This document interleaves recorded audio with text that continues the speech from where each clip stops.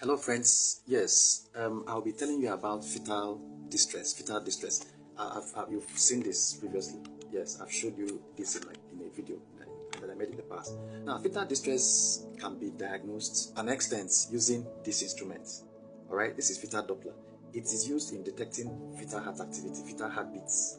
All right, we use it to calculate the rates, determine the rates of the fetal heart activity. Now, when the fetal heart activity is between 110 to 160 beats per minute, we say it's normal. When it is less than 110 beats per minute, we say it's abnormal. And when it is above 160 beats per minute, we also say it's abnormal. Right? Now, these abnormal fetal heart rates, those less than 110 and those above 160 beats per minute, are caused by some conditions affecting the baby that makes the cardiac activity, that make the cardiac heart rates of the baby to either go down or go up. So, and those conditions are worrisome conditions, and we are worried about it. Now, imagine a situation where your heartbeat starts slowing.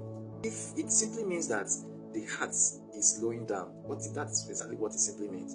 And if the care is not taken as an adult, you may start feeling fainting spells because the cardiac output is no longer meeting up with what it should be. Your blood circulation in vital organs will start reducing. Even the blood that moves to the brain and to other organs will start reducing when the cardiac output drops. Now, if you don't do anything about it, of course, there is physiological mechanism of the heart. The heart will start, pumping faster, make effort to pump faster.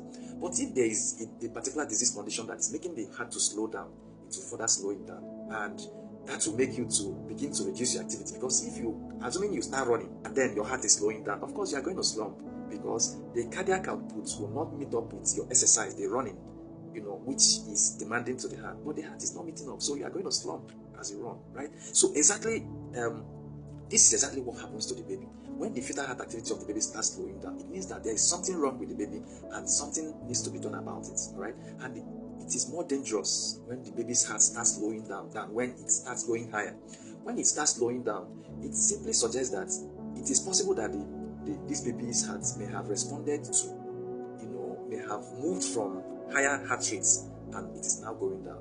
And then if you don't intervene, it will continue to go down. It can be 110, 109, 108, 100, 80 until it disappears. It means that the baby's heart rate is going down and eventually it's going to disappear, right? So at this point, if you are with an obstetrician or a well-trained midwife, they are going to know exactly what to do at that point in time. What the person is going to do at that point in time is to try to resuscitate and then deliver the baby as soon as possible. Because if you allow the baby to continue in that manner, that heart activity can disappear. It can be through cesarean section. The cervix is already fully dilated and head is almost coming. You can deliver the baby very fast using instruments and all that. So these are the things that can be done, or what this instrument can tell. Now, when the fetal heart rate is above 160 beats per minute, it means that it is what we call fetal tachycardia, and it is also suggestive of fetal distress. Yes. Now, that condition when it is less than 110 is called fetal bradycardia. It is also suggestive of fetal distress. Both of them are suggestive of fetal distress. Now, when it is above 160 beats per minute, fetal is suggestive of fetal distress. It's called fetal tachycardia. So what we do is that we try to assess the woman to find out what is wrong. Right? Is the woman bleeding? Is the placenta separating from the wall? Baby's cord tying around the neck?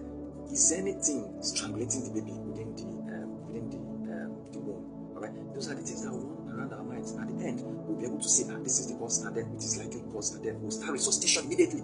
Resuscitation is very important. And then after resuscitation, we can now say, let's go and treat this patient. Right? Treatment means that we need to expedite action to deliver the woman so that the whole process will stop. Okay? So that we can salvage the baby. Alright? So that is exactly what this instrument is powerful. You can see what it can do. You can detect whether the fetal heart rate is going down. You can detect whether the fetal heart rate is going up. It can signal you when you can deliver the baby as fast as possible. You can see what it can do. Very important. Okay? I will catch you on the next one. Share the message so other women can see what we use this for. I will catch you next time.